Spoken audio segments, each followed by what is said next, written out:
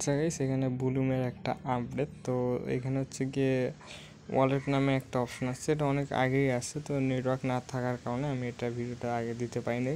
তো এইখানে দেখতে পাচ্ছেন যে ওয়ালেট নামে একটা অপশন আছে। তো এখানে ওয়ালেটে যদি আপনার ক্লিক দেন, ঠিক আছে, ওয়ালেটে ক্লিক দেওয়ার পর হচ্ছে গিয়ে এরকম একটা অপশন চলে আসবে। তারপর আপনি কী করবেন, কানেক্ট ওয়ালেটে ক্লিক দেবেন। এখানে অবশ্যই ওয়ালেটটা কানেক্ট করতে হবে।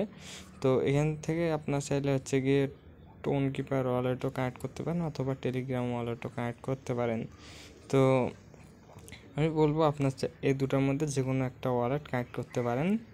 তো আমি এখানে টেলিগ্রাম ওয়ালেটটা কানেক্ট করব। আর টোন কিপার ওয়ালেটটা কানেক্ট করতে হয় কীভাবে, এটা সকলেই জানেন। তারপর বলে দিই, টোন কিপারে ক্লিক দিবেন। তারপর হচ্ছে গিয়ে টোন কিপার অ্যাপের মধ্যে নিয়ে যাবে এবং ওখানে একটা পারমিশন চাবে, ওটাকে অ্যালাউ দিয়ে দিবেন আর কি, কনফার্ম করবেন। তারপরে আপনার টোন কিপার অ্যাপটা খোলার সময় এখানে যে অ্যাকাউন্টটা থাকে ওটা খোলার সময় যে পাসওয়ার্ড চাইছিল, মানে পাসওয়ার্ড দিছিলেন, ওটা দিয়ে দিবেন, তাহলে কানেক্ট হয়ে যাবে। তো এখানে আমি টেলিগ্রাম ওয়ালেট দিয়ে কানেক্ট করতেছি। তো আপনারা চাইলে টেলিগ্রাম ওয়ালেট দিয়েও কানেক্ট করতে পারেন।